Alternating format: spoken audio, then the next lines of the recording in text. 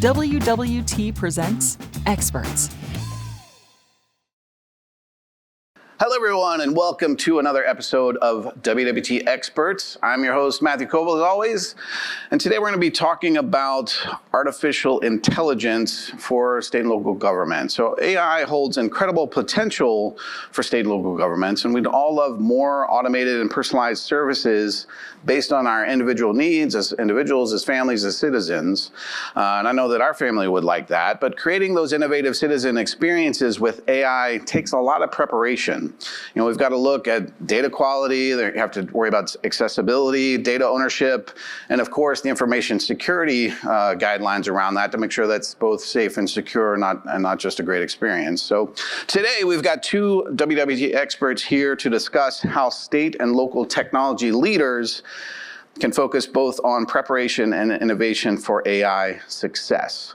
So first up, John Evans is with us. He's a seasoned technology leader with over 20 years of experience in security, cloud computing, and mission-critical applications. As a former Chief Information Security Officer and Deputy CTO for the state of Maryland, he's played a key role in advancing statewide technology initiatives. He's now a trusted advisor to our state and local government clients, and he specializes in driving innovation and transformation at an enterprise scale. Also with us is Mark Whitworth, who's a seasoned evangelist and advisor with over 25 years of experience driving strategic initiatives across industries like finance, aerospace, and pharmaceuticals. He's a trusted expert in data, AI, automation, and cybersecurity, and he helps companies, state and local governments, and universities really turn their visions into actions. Gentlemen, thanks for coming. Great to have you with us. Thanks for having us here, Matt. Yep. Thank you, Matt. Yeah. My pleasure. Let's jump in. So how would you characterize state and local government's maturity today when it comes to artificial intelligence? Yeah, I'll go ahead and take that, John, first. John will have a lot to add. I'll speak at the highest level, that they're aware of the risk, but that's kind of applying pressure to them to do some very small, limited things. The good news is they'll typically have some success at that, but it means that their ability to deliver on broader things will typically be delayed. They don't have to attack everything at once, but they need to understand approaches that are more iterative and establish some governance early, and then they can speed up some ultimate results. Yeah, no, great point, Mark. I think just to add a little bit on top of that, I think in a lot of agencies right now, they're looking at fairly low risk use cases. They're not wanting to get into some of the use cases that are going to have broader effects on the constituents. They're not wanting to give the AI too much control to do things. They're a little bit worried about things like model bias.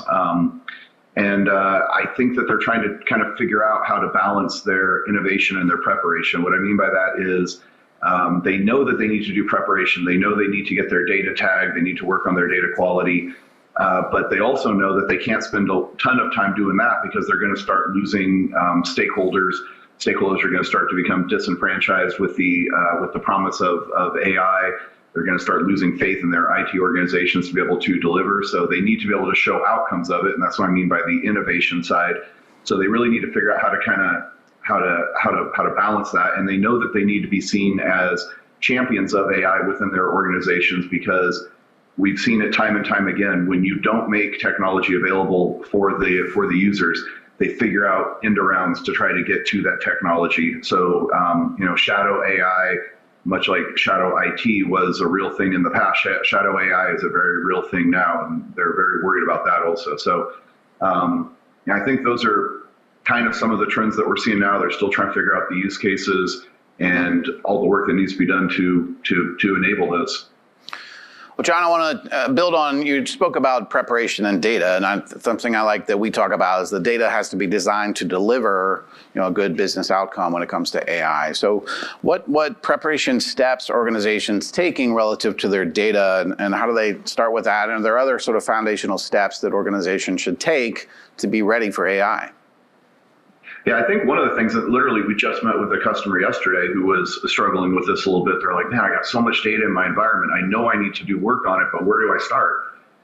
And so where we kind of led the conversation was start with use cases, try to figure out what types of outcomes the people who are going to be using the AI really want. And then you can back into which data sets are required to enable those use cases. So don't try to boil the ocean. Try to start with something limited, an outcome, and then determine what data is needed to enable that outcome. And then you can start working on your data quality, your data tagging for those specific data sets that you choose to start with. There's also, a lot that needs to be worked out around the data governance, the data stewardship. In order to really enable some of these larger use cases that government's talking about, they're going to need to start bringing data sets together that traditionally or previously hadn't been combined. So that's something that we're going to have to help them work through, I think, in the not too distant future as we start looking towards some of those larger use cases. Mm-hmm.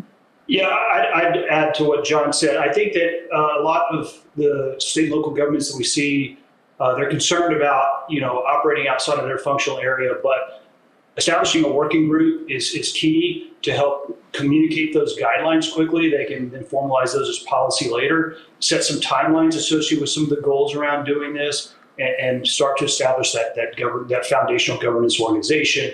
Then they can get into the data quality elements that John spoke to, and also start to look at some of the cybersecurity implications of this, right? So applying a zero trust approach to the different data repositories and the way that this information is accessed and distributed. Yeah. So absolutely.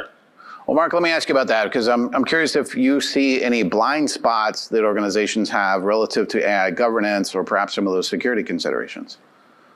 Yeah, one of the biggest ones we're seeing right now is around API access. So APIs have been used to pull information into applications forever, right? But a lot of it was just get the job done kind of thing. With AI, it's accelerating the need for these. It's making things even more dynamic and sometimes more opaque for organizations to really kind of understand what's going on. And a lot of APIs are lacking basic access and authentication principles, for example. They're lacking business logic and other things. So that's definitely a gap that we're seeing in many state and local governments right now. Mm-hmm. Yeah, Mark, you're spot on. Just to add a little bit to that, I think a lot of it right now too is somewhat, they don't know what they don't know in all cases. There's a lot of different areas that they got to consider there. I think a lot of people have kind of heard about things like data model poisoning, but they don't think about their LLM supply chain maybe as well as they should be. They maybe don't realize some of the risks associated there. Things like excessive agency. I mean, there's even a lot of government organizations now, I think sort of the next thing on the horizon for them is going to be agentic AI. And there's additional concerns there. There's even been some recent studies using agentic AI where, agentic AI is more use case, more outcome focused, I would say, versus traditional generative AI. And because of that, a lot of times the AI will have more autonomy to try to get a task done, create an outcome. So one of the things they found recently in a study was when they gave agentic AI the task of trying to assemble the most information it could from other AI agents, some of the agents actually learned to lie to each other to try to gain more and more information. So they have a term now called deep scheming that more specifically applies to that agentic AI. So, it's almost a moving target. It's difficult for people to stay ahead of all the things that they need to worry about in that cyber and governance space. All right, well, gentlemen, so if we move more toward the innovation end of things, I'm curious if you have some examples of really exciting transformational AI use cases or projects that state and local governments are doing, and what's making those successful? Yeah, where do I get started here? There's a bunch of great examples. Governments seem to understand that constituents can find, where to navigate to get help confusing, right? There are all sorts of complexities associated with getting help, fees, permitting, code, meeting code requirements, fee issues. So those are areas that they're exploring, producing those and presenting those to constituents through chatbots and call center assistance, AI enhancements. Those are great. I love productivity benefits that we're seeing. Everything from traffic management, that's light optimization, routing. That's lost productivity when your constituents are sitting and stuck in traffic somewhere. It's certainly frustrating for everyone, but it's also lost productivity. So doing those things. Also seeing a lot. I'll give John an opportunity to speak, but we're seeing a lot around safety benefits and identifying threats more quickly and providing some actionable assistance to constituents as well. And that could be traditional physical safety, that can be weather related. There's a lot of great things going on there. So we're seeing it everywhere. Yeah, Mark, that's a great sort of overview of the types of use cases that we're seeing. I'll jump a little more specifically to an area that's near and dear to my heart, which is health and human services. I had the privilege to run a very large IT modernization program around health and human services in Maryland. So, and it's an area where we see potentially some of the greatest gains, the largest impacts on constituents' lives, especially some of the, traditionally maybe most underrepresented parts of the population. So, we're seeing things like, better placement of children better placement of children into the foster care system. Mm-hmm. Things like recommended treatment paths for opioid addiction.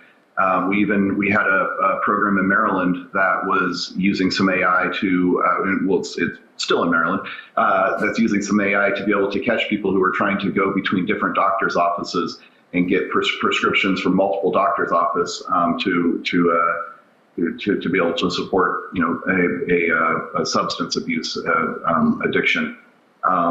In another state, we've seen a system using AI to make recommendations around nutritional needs for students and how we might be able to see their test scores improve or their level of attentiveness in classes improve with some additional nutritional guidelines. So those use cases around health and human services are the ones that are super exciting to me.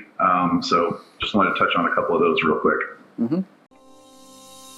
This episode is brought to you by Trellix, which provides revolutionary threat detection and response. Trellix enhances your cybersecurity resilience with XDR so you can detect and respond to threats quickly, modernize SecOps, and defend against ransomware. Well, I'm curious y'all's point of view on whether state and local government leaders should be looking for more quick wins that are kind of starting down the path of transformational solutions, or is it better for them to really focus on those larger transformational efforts from the start and kind of move that way? Yeah, I think I'd love to get Mark's take on this too, but I think the quick wins are the way to go. I talked a little bit earlier about how you don't want to disenfranchise your user base or your stakeholders. You need to be able to show wins along the way. And if you start with some of those larger, really big, really complicated use cases, one, it's going to be longer until you're able to show wins. So you run the risk of some of those things we talked about earlier, like shadow AI, mm-hmm. propagating in your environment. But the other thing is you don't get to cut your teeth sort of on some of maybe the lower hanging fruit, easier use cases, maybe things where you don't have to worry quite as much about if there is something that kind of goes wrong with the model a little bit, if there's, figure out how to make sure that there's not bias introduced in a less risky data set, those types of things, instead of jumping into these really big, potentially risky, AI endeavors. Mark, what do you think? Yeah, absolutely agree that the quick wins is absolutely a strategy that should be pursued, but they're while still pursuing some of the larger efforts, right? So to take a couple things we spoke to earlier, a lot of these organizations are using chatbots as a way to kind of get that quick win. And when you're talking about things like publicly available information, like code regulations and where to direct people, chatbots are good at that. The some of the complexities are going to be when you get into some of the scenarios that John spoke to around potential opioid abuse and things of that nature, right? Some of those data sets are going to be more sensitive. So to get to that, you're going to probably leverage something called, or certainly we're seeing our customers leverage something called retrieval augmented generative AI. And that, but because you're using that sensitive data and potentially exposing that data in some capacity, your risk goes up, right? So RAG is causing organizations to kind of address some cybersecurity challenges that they might have typically and traditionally deferred. So go for the quick win, but understand that this is a bridge you're going to cross sooner rather than later. The other way we're seeing our constituents use AI in kind of a quick win scenario is around code generation, right? So making these integrations, standing up portals to serve the constituents. I call it syntax from samples. So things that used to take hours or days, you're trying to process certain information to use for a constituent need. You can now put samples of that code, you can tell it what you're looking for, put that code into AI, and it can produce something within minutes. So we're seeing a lot of acceleration around code generation using AI. Yeah, that's interesting. Well, if I think about the IT organizations within state and local governments, I think historically they're kind of behind the scenes, right? They're keeping the infrastructure running, keeping the applications running, and so forth. But with AI, there's an opportunity and probably even a need for them to step forward and be seen as the champions of artificial intelligence. And that's both within their agencies and perhaps more broadly out into the broader community of government agencies that they may even be interacting with as well. So what's your advice for those IT leaders and IT organizations to sort of step into that champion of AI role? Yeah, I'll jump in here real quick. I think a big part of it is is communication, I'll just say. They need to be able to communicate what the users, what the end users of the AI can expect and when they can kind of expect that. There needs to be, that two-way communication. So the end users, the agencies, a lot of, the sub-agencies that IT is supporting in a lot of cases, they need to be able to be communicating with IT what types of use cases, what types of outcomes would be helpful for them from AI. There needs to be some sort of shared roadmap and strategy, and it has to be shared between IT and the end user organizations, or else there's going to probably be some finger pointing down the road. There needs to be some sort of outreach for education and training, how to use AI, what the AI is going to bring. Also, there's a lot of concern, I would say, in government that AI is going to take my job. So that needs to be part of that communication coming out of the executive groups also. So I think communication kind of sums it up for me. Yeah, I piggyback on that as well and say they need to be agile, but also clear and consistent. So, communicate something quickly. Guidelines, if you're not ready for policy, guidelines on appropriate usage and things of that nature, then you can move to policy. But clear and consistency as well. Some of that's going to be reliant upon you educating both your workforce as well as constituents. AI driver's license and things of that nature on how to use it and how you can use it effectively and appropriately. And as with any large, ongoing initiative, promote your successes, right? Consistently promote where you're seeing wins here and making sure that everybody's aware of where they can utilize the tools to help them improve their quality of life. Well, I want to ask about kind of the speed of AI, right? So, we all know, and I'm sure the audience does, that artificial intelligence landscape is moving really fast. Where there are different LLM evolutions happening, we're evolving towards agentic frameworks. We're now getting into reasoning, and that's just going to continue.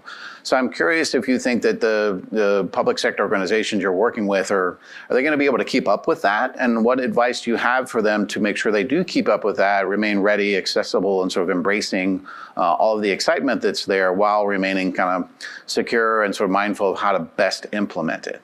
So I would say that they're going to have to keep pace with these advancements. If they aren't able to keep pace, it's going to be a bad scenario for them. There's likely going to be a lot of displeasure on the part of their executives as well as the end users. One of the things I would say, though, is by doing a lot of these basics that we're kind of talking about, we've talked a lot about the preparation side. I don't think the preparation, a lot of those preparation pieces, I should say, probably aren't going to change radically as we start looking towards more of these future AI, developments and things like making sure that you've got good data quality, you've got your data tagged appropriately. Those are going to enable you to continue to move fast as AI changes and it evolves. You're going to want to make sure that you've got the governance. Not just around the data, but around the systems themselves. You're going to want to make sure that you have a handle on things that, like we talked about, your supply chain. By doing things right at the beginning, getting that foundation really solid, I think it's going to enable them to keep pace no matter kind of what changes come, at least in the foreseeable future. Mm-hmm. Certainly, the job is actually getting easier in some ways with respect to the fact that solutions, particularly around data classification and categorization, are getting much better, much more available and accessible, and better at identifying and defining those classes and categories accurately, which is key. So certainly around utilization, that component of it's gotten easier.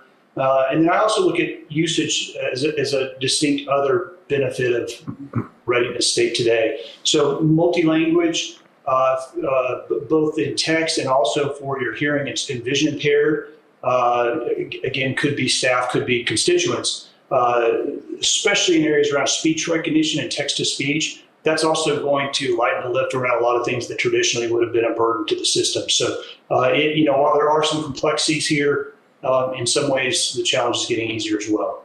Mm-hmm.